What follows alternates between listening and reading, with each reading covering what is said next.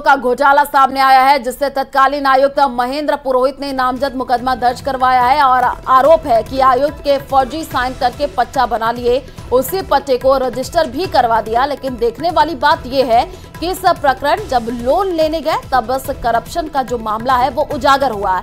इस पूरे भ्रष्टाचार में नगर पालिका से लगा करके राजस्व विभाग के अधिकारी की भूमिका भी संदेह के घेरे में है, क्योंकि पट्टे बनने के बाद सिरोही रजिस्ट्रार बिना भौतिक सत्यापन किए ही सैकड़ों पट्टे को रजिस्टर कर दिया। फिलहाल उच्च स्तरीय टीम अब इस पूरे मामले की जांच पड़ताल में जुटी है।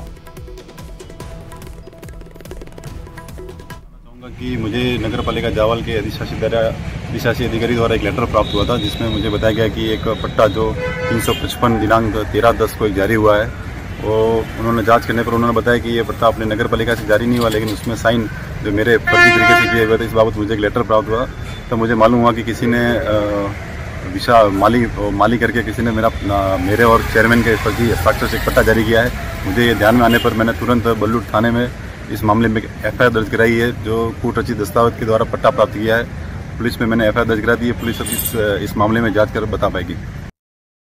जावल नगर पालिका फिर से फर्जी पट्टों के प्रकरण को लेकर जो है चर्चाओं में है। आपको बता दें कि आचार संहिता लगने के बाद भी यहाँ पर पट्टों का जो है फर्जी काला कारनामा जो सामने आया है। ये पट्टे जो है साठगांठ में बनाए गए हैं और आयुक्त के साइन होकर जो है रजिस्ट्रार ऑफिस में गए, जिसके बाद में इसका खुलासा सार्वजनिक होने पर हुआ। और आपको बता दें कि मामला तुरंत संज्ञान में आते ही तत्कालीन आयुक्त महेंद्र पुरोहित ने जो है इस मामले को लेकर जो है बलूर थाने में FIR दर्ज करवाई है और FIR दर्ज करने के बाद भी इसकी जांच जो है जोर शोर से शुरू हो चुकी है। देखने वाली बात यह है 10 करोड़ का घोटाला जो है इसमें बताया जा रहा है और पट्टे में जो फर्जी हस्ताक्षर करके जो ये पट्टों को जो है जो बनाया गया है और जिसके बाद में रजिस्ट्रार ऑफिस में जाकर जो इसका रजिस्ट्रेशन भी करवाया गया।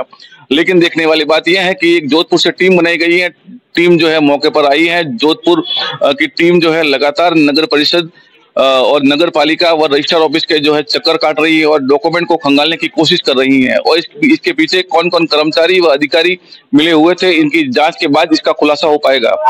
लेकिन लगातार भ्रष्टाचार के आरोप में गिरती हुई नगर पालिका जावल जो है अब जो है कहीं ना कहीं जो है अब न्याय मांग रही है। आम जनता के हक पर डाका डालने वाले लोगों के ऊपर जो कार्रवाई की मांग की जा रही है।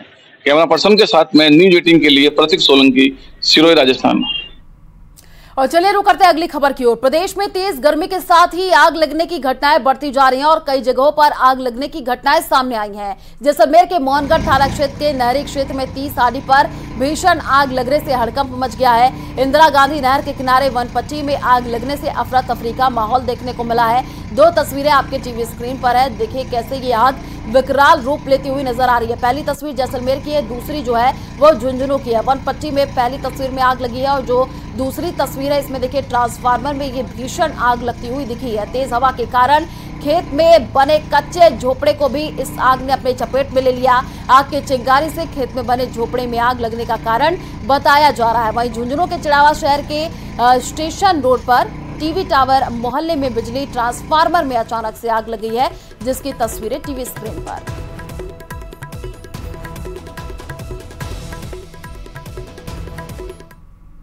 और बूंदी से बड़ी खबर, चोरों ने लंका गेट क्षेत्र में विमल दूध डेयरी पर धावा बोला है। कर्मचारी के 3 लाख के सोने चांदी के आभूषण पार किए गए हैं। लोगों ने डेयरी के पास घूम रहे 3 नशेड़ियों को भी पकड़ा है। पीड़ित कर्मचारी अक्षय खारोल ने थाने में रिपोर्ट दर्ज करा दी है। अब इस पूरे मामले की जांच हो रही है। तो 3 लाख के जेवर चोरी का ये पूरा मामला है। बूंदी से ये जानकारी आपको दे रहे हैं, जहां पर पीड़ित कर्मचारी अक्षय खारोल ने थाने में रिपोर्ट अब दे दी है। तो चोरों ने लंका गेट क्षेत्र में विमल दूध डेयरी पर धावा बोला।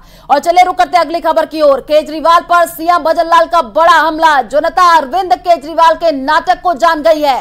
एक तरफ पंजाब में वे कांग्रेस से लड़ रहे हैं, वहीं दिल्ली और हरियाणा में दोस्ती निभा रहे हैं। दिल्ली की लोकसभा की 7 सीट जीतेंगे तो दिल्ली में आने वाले समय में बीजेपी की सरकार भी बनेगी, ये सीएम भजनलाल ने कहा है। तो इस वक्त की ये सबसे बड़ी जानकारी आपको दे रहे हैं। केजरीवाल पर सीएम भजनलाल का ये बड़ा हमला।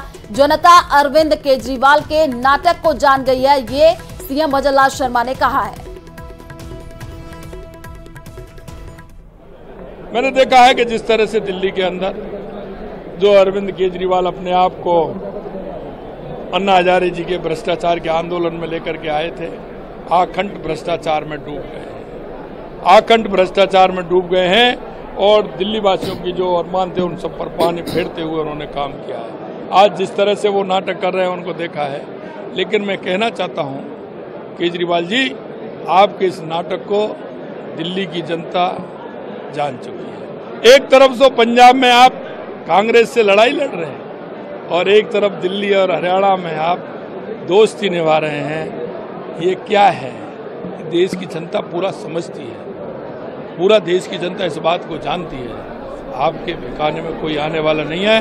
मैं कहना चाहता हूं, लोकसभा की तो सभी की सभी सीट हम जीतेंगे, लेकिन आने वाले समय में दिल्ली में भारतीय जनता पार्टी की सरकार बनेगी।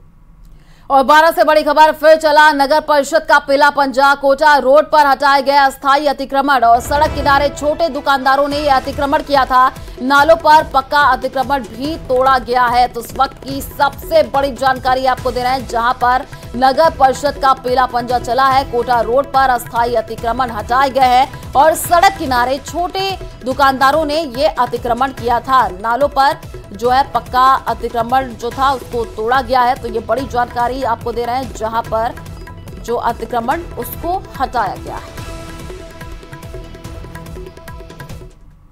दौसा से बड़ी खबर, हाईवे के किनारे युवक का शव मिला है और शिव का सिर जो है, माफ कीजिएगा, नशे के खिलाफ 2 कार्रवाई देखने को मिली है। 18.5 किलो डोडा पोस्ट के साथ 3 युवक गिरफ्तार किए गए हैं। 2 अलग अलग जगहों पर टीम ने इस बड़ी कार्रवाई को अंजाम दिया है। 8 बीडी निवासी नथा सिंह से 500 ग्राम डोडा पोस्ट बरामद किया गया है और 17 एपीडी निवासी रवि कुमार, 77 जीबी निवासी जगवीर सिंह अरेस्ट किए गए। हनुमानगढ़ जिले में सहकारी विकास बैंक लिमिटेड की तरफ से दिए गए एक विज्ञापन के बाद प्रदेश की बीजेपी सरकार कांग्रेस के निशाने पर आ गई है। पूर्व सीएम अशोक गहलोत ने सरकार को निशाने पर लिया तो बीजेपी नेता राजेंद्र राठौड़ पलटवार करते हुए दिखे हैं। देखिए रिपोर्ट।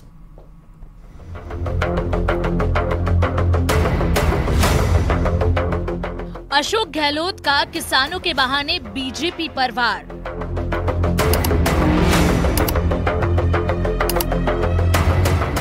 बीजेपी पर ट्वीट कर लगाया झूठे वादे करने का आरोप।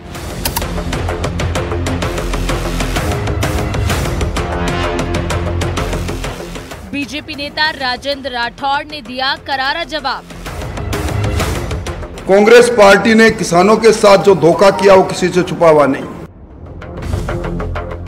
राजनीति में आरोप प्रत्यारोप कोई नई बात नहीं है, बस फर्क सिर्फ इतना होता है कि वक्त के हिसाब से मुद्दे बदल जाते हैं। इन दिनों देश में एक तरफ लोकसभा चुनाव है, लेकिन प्रदेश में किसानों के मुद्दे पर सत्ता पक्ष और विपक्ष दो हाथ किए हुए है। सबसे पहले बात पूर्व सीएम अशोक गहलोत के इस ट्वीट की, जिसमें उन्होंने बीजेपी पर वादा खिलाफी का आरोप लगाया है। अशोक गहलोत का कहना है कि बीजेपी ने घोषणा पत्र में किसानों से उनकी जमीनों को नीलामी से बचाने का वादा किया था, लेकिन हनुमानगढ़ जिले में सहकारी विकास बैंक लिमिटेड ने किसानों को जो चेतावनी दी है वो कुछ और ही बयां कर रही है। इस विज्ञापन के बाद सरकार का विपक्ष के निशाने पर आना लाजमी था। जाहिर है जवाब देने के लिए राजेंद्र राठौड़ सामने आए। एक प्रेस कॉन्फ्रेंस कर उन्होंने कांग्रेस पर किसानों को गुमराह करने का आरोप लगाया। तो वास्तव में किसान की भूमि की नीलामी को रोकना है तो 1974 के रोड़ा एक्ट में के सेक्शन 13 और 14 में संशोधन लेकर आए, जो उन्होंने नहीं किया। कांग्रेस पार्टी ने किसानों के साथ जो धोखा किया वो किसी से छुपा हुआ नहीं। इन्होंने 10 तक की गिनती गिनकर किसानों की संपूर्ण कर्जे माफी की बात कही और उस समय 66 लाख किसानों पर 99,996 करोड़ का कर्जा था। कांग्रेस पर किसानों को गुमराह करने का आरोप लगाने वाले राजेंद्र राठौड़ ने वादा किया कि किसानों की जमीन नीलाम नहीं होगी। हालांकि इस बीच बैंक ने भी नीलामी की सूचना को फिलहाल स्थगित कर दिया है। मेरी रिक्वेस्ट है मंत्री जी से, गौतम कुमार जी से, कि यदि वो कुछ करा सकते हैं तो हमारा हल करवाएं। जो कि टोटल डिमांड का लगभग 32% बैठता है और ये जो 20 ऋणी हैं, ये सारे के सारे ऋणी विलफुल डिफॉल्टर हैं। विलफुल डिफॉल्टर से मतलब ये है सक्षम होते हुए बैंक का ऋण नहीं चुकाना। ऐसे किसी भी आदमी की नीलामी नहीं निकाली गई है जो ये ऋण नहीं चुका पाए। सियासतदानों के बीच किसानों की जमीन की नीलामी का मुद्दा राजनीतिक हो गया है, लेकिन इस बीच बैंक ने नीलामी की सूचना को स्थगित कर दिया है। लेकिन बैंक का साफ कहना है कि नीलामी की सूचना जिन किसानों के लिए जारी की गई वो संपन्न है। हनुमानगढ़ से न्यूज़ 18 राजस्थान के लिए राजू रामगढ़िया की रिपोर्ट।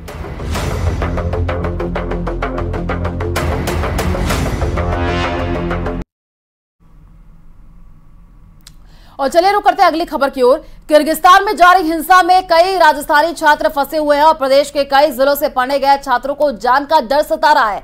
कई खौफनाक वीडियो सोशल मीडिया पर जम करके वायरल हो रहे हैं, जिनसे देश में रह रहे उनके परिजन अब चिंतित हैं। राहत की बात यह है कि विदेश मंत्री एस जयशंकर पूरे मामले पर नजर बनाए हुए हैं। देखिए रिपोर्ट।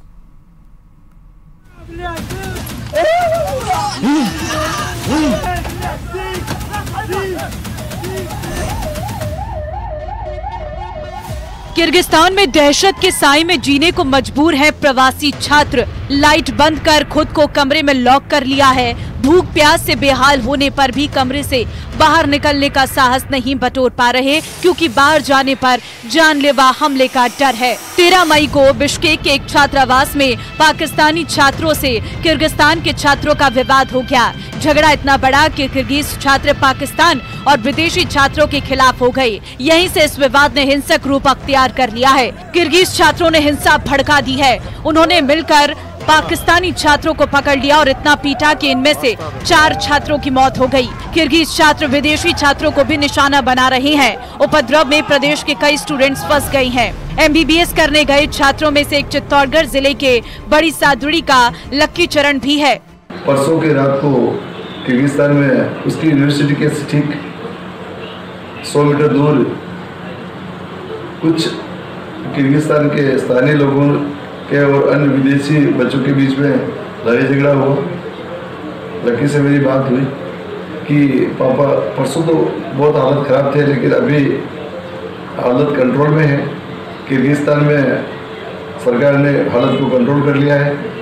किर्गिस्तान में फंसे छात्रों में करौली के भी छात्र हैं। किर्गिस्तान में पढ़ रहे भारतीय छात्रों पर हमले की खबर से छात्रों के परिजनों की चिंता बढ़ गई है। मिली जानकारी के मुताबिक प्रदेश के 700 से अधिक छात्र किर्गिस्तान में मेडिकल की पढ़ाई कर रहे हैं। 3 दिन पहले छात्रों ने वीडियो के जरिए जानकारी दी थी कि उन पर हमला हुआ, जिससे वहाँ रहने वाले भारतीय छात्रों में दहशत है। आपके टीवी स्क्रीन पर नजर आ रही तस्वीरें करौली की है। करौली के अलीपुरा का निवासी मोहन सैनी, महू का निवासी प्रशांत और जगदीशपुरा का निवासी प्रवेश गुजर भी किर्गिस्तान में मौजूद है। हालांकि इन छात्रों के परिजनों से नियमित बातचीत हो रही है, लेकिन विदेशी छात्रों पर हो रहे हमले और माहौल से इनके परिजन खासे चिंतित हैं। डॉक्टर बनने का सपना लेकर किर्गिस्तान पहुंचे छात्रों में भरतपुर के भी कुछ छात्र हैं। भारतीय छात्रों में राजस्थान के शेखावाटी और भरतपुर के भी कई छात्र किर्गिस्तान में फंसे हुए हैं। ये सभी छात्र MBBS की पढ़ाई कर रहे हैं। हमले के बाद से छात्रों ने अपने आप को हॉस्टल में कैद कर लिया है। छात्रों को हॉस्टल से बाहर निकलने की अनुमति नहीं है। हिंसा के बीच भारत ने छात्रों के लिए एडवाइजरी जारी की है और इस बीच कई तरह के हमले के वीडियो भी सोशल मीडिया पर वायरल हो रहे। दरअसल यूक्रेन में युद्ध छिड़ने के बाद वहां से आए कई छात्र किर्गिस्तान पहुंच गए। रूपवास इलाके के महलपुर काछी के रहने वाले छात्र ओमेंद्र ने न्यूज़ 18 राजस्थान के संवाददाता से की बात और अपना हाल बताया। दीपक पूरी बात कर रहा हूँ न्यूज़ 18 से भरतपुर से। क्या नाम है आपका?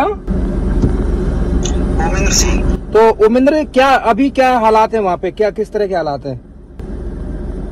अभी सिचुएशन कंट्रोल में नहीं है और मतलब फ्लैट पे हैं तो थोड़ा सेफ है। अगर बाहर निकल रहे हैं तो कच्चे पीट रहे हैं बच्चों को। तो खाने पीने की क्या व्यवस्थाएं हो रही हैं आपकी खाने पीने की वहाँ पर? खाने पीने की कोई व्यवस्था नहीं है किसी की तरफ से, पर जो हमारे लोकल जानकार हैं बस वही पहुंचा रहे हैं। आपको बताते चलें कि पिछले कई दिनों से किर्गिस्तान की राजधानी बिश्केक में उथल पुथल मची हुई है। हिंसक भीड़ ने छात्रावासों को निशाना बनाया है, जहां बांग्लादेशी, पाकिस्तानी और भारतीय छात्र रहते हैं। मामले पर विदेश मंत्री एस जयशंकर ने भी बयान दिया है। उन्होंने कहा है कि बिश्केक में भारतीय छात्रों की हर संभव मदद की जा रही है। उन्होंने छात्रों से भारतीय दूतावास से संपर्क बनाए रखने की अपील की है। Bureau report, news 18 Rajasthan. और चलिए रुक करते हैं अगली खबर की ओर। सिरोही के रोडवेज विभाग में अन्य डमी से नौकरी करवाने का गंभीर आरोप लगाया है, जिससे कि राजस्व को भारी हानि हो रही है। शिकायत के बाद भी विभाग के अधिकारी संज्ञान नहीं ले रहे हैं, जिसको लेकर के बेरोजगार युवा ने आवाज उठाई है। रोडवेज की आरक्षण खिड़की और इंक्वायरी केंद्र पर पिछले 3 साल से नाइट ड्यूटी में डमी को बिठा करके नौकरी करवा रहे हैं।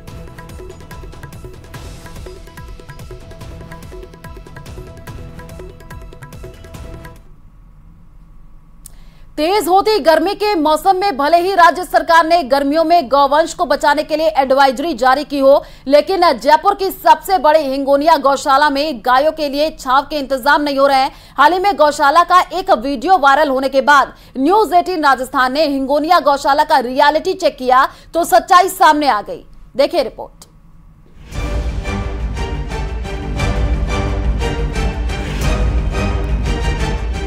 मई का महीना और गर्मी अपार, इंसानों से लेकर जानवरों तक का जीना बेहाल है।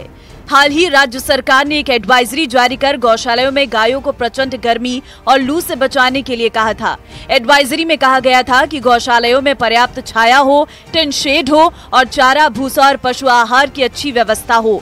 लेकिन हाल ही में हिंगोनिया गौशाला का एक वीडियो सोशल मीडिया पर चलाकर गायों के लिए मदद की मांग की गई थी। इस पर न्यूज 18 की टीम ने रियलिटी चेक किया और जायजा लिया। मैं इस समय में हिंगोनिया गौशाला में मौजूद हूं, जो कि जयपुर के दोनों नगर निगमों द्वारा संचालित है। ये गौशाला सबसे बड़ी है, करीब 20,000 गायें यहाँ पर मौजूद हैं। और अब जो इस तपती गर्मी में जबकि 45 के पार तापमान जा रहा है, यहाँ पर इस गोवंश को इस गर्मी से बचाना भी है बड़ी चुनौती बन गया है, क्योंकि शहर में 100 से 125 गायें प्रतिदिन यहाँ पर पहुँच रही है। और कई गायें तो ऐसी है कि जो बीमार है, मरणासन है, उन गायों को यहाँ पर उपचार के लिए लाया जाता है और उसके बाद में यहाँ बाड़ों में रखा जाता है। तो बाड़े भी जो हैं वो छोटे पड़ते जा रहे हैं। आप देखिए कि जो शेल्टर हैं उसके नीचे महज 100-150 गाय आ सकती है, उसके बाहर में बाकी गायों को जो है वो खड़े यहाँ पर रहने की मजबूरी है। जयपुर के नगर निगम ग्रेटर और हेरिटेज के हिंगोनिया में गौ पुनर्वास केंद्र का संचालन श्री कृष्ण बलराम सेवा ट्रस्ट कर रही है। ट्रस्ट का यूं तो नगर निगमों की ओर से प्रति गाय सहायता राशि दी जाती है, लेकिन वो अब बढ़ती महंगाई के दौर में ऊंट के मुंह में जीरा ही साबित हो रही है और खर्चा तकरीबन 100 रुपए प्रति गाय तक पड़ जाता है। अक्षय पात्र फाउंडेशन देख रहा है, वो कोशिश यही कर रहा है कि ज़्यादा से ज़्यादा शेल्टर बने, लेकिन इसके बाद भी अभी जो मौजूदा स्थिति की अगर बात करते हैं तो यहाँ पर गायें हैं वो खुले में हैं और इस तपती धूप के नीचे हैं। हालांकि पानी के प्रबंध उनके लिए और जो चारे के प्रबंध हैं वो यहाँ पर किए जा रहे हैं। जयपुर के दोनों नगर निगमों की ये साझा जिम्मेदारी है कि निगम की इस गौशाला पर भी फोकस किया जाए, लेकिन यहाँ आकर ऐसा महसूस होता है कि निगम ने ट्रस्ट पर अपनी जिम्मेदारी थोपकर खुद गौशाला संचालन के काम से रिश्वती कर ली है। ट्रस्ट के पास भी हर साल गौशाला बढ़ने से फीडिंग से लेकर उनके लिए जगह बनाने की कमी महसूस होती है। जब न्यूज 18 की टीम ने गौशाला प्रबंधन से बात की तो खुद उन्होंने भी इस बात को स्वीकार किया। हम 13 मई को यहाँ आए थे हमारे कुछ साथियों के साथ, तो हमने देखा कि बहुत सा गोवंश जो है खुले में धूप में बिल्कुल धूप में खड़ा हुआ है और 45 डिग्री के इस टेम्परेचर में अगर धूप में उनको खुले में रखा जाएगा तो डिहाइड्रेशन होगा, बीमार होंगे और उनकी मृत्यु भी हो सकती है। तो हमने ये बात व्यवस्थापकों से बताई थी उस समय। उसके बाद 2 बाड़ों में उन्होंने परिवर्तन किया और गोवंश को थोड़ा बहुत शिफ्ट उन्होंने किया। देखिए, वर्तमान में जो गौ पुनर्वास केंद्र बना हुआ है इसकी क्षमता 14,000 गौवंश को रखने के हिसाब से है, जो यहाँ पे शेड वगैरह का निर्माण है उस हिसाब से। और जो अभी वर्तमान में पशुधन की संख्या है वो 18,000 से भी अधिक है अभी। तो उसमें कोई दो राय नहीं है कि जो बचे हुए 4-5 हज़ार गौवंश है उनके लिए प्रॉपर शेड वगैरह नहीं है उसके अंदर। तो अभी बहुत तकलीफ का समय है उस। बहरहाल इस समय तेज गर्मी से हर कोई बेचैन नजर आ रहा है। फिर ऐसे में बिना छाया के लगातार खड़े रहने पर गौवंश पर भी गर्मी का बुरा असर पड़ सकता है। लेकिन यहाँ पर अभी तमाम जो परिस्थितियां हैं वो उनके सामने भी आर्थिक रूप से कहीं न कहीं सामने खड़ी हुई दिखाई देती है। कैमरा पर्सन मान सिंह के साथ महेश दाधीच, न्यूज 18 जयपुर। और चलिए रुक करते हैं अगली खबर की ओर। शाहपुरा जिले के कोतड़ी में 14 साल की बच्ची से गैंगरेप कर भट्टी में जिंदा झोंक करके हत्या करने वाले 2 दोषियों को कोर्ट ने सोमवार को फांसी की सजा सुना दी। भिलवाड़ा की पॉक्सो कोर्ट संख्या 2 ने अपने फैसले में इस जघन्य वारदात को रेयर ऑफ द रेयरेस्ट मानते हुए दोषी कालू और कान्हा को सजाए मौत सुनाई। इस प्रकरण में एडीजी क्राइम दिनेश एमएन की जांच मील का पत्थर साबित हुई है। अगस्त 2023 में हुई इस वारदात के बाद एडीजी क्राइम दिनेश एमएन को मौके पर भेजा गया था। तब एडीजी दिनेश एमएन ने न्यूज 18 के कैमरे पर खास बातचीत में भरोसा दिलाया था कि इस केस के गुनाहगारों को फांसी की सजा दिलाने के लिए पूरी कोशिश रहेगी। बहुत गंभीर घटना है और इस तरह से घटना कभी नहीं होनी चाहिए। इसको कड़े शब्दों से जितने भी हम निंदा करें वो कम है। हम अभी जो घटना हो गई, लेकिन अभी पुलिस ने 9 लोगों को अरेस्ट कर लिया और 2 बाकी है। और जो 2 बाकी हैं उनके लिए अलग अलग से टीम लगी हुई है। जिनको अरेस्ट करना बाकी है उनके लिए अगर जल्दी नहीं मिले तो हम कोशिश करेंगे 1-2 दिन में इनाम घोषित करेंगे। और चलिए फिलहाल इस बुलेटिन में इतना ही। बाकी खबरों के लिए आप देखते रहिए न्यूज 18 राजस्थान। नमस्कार।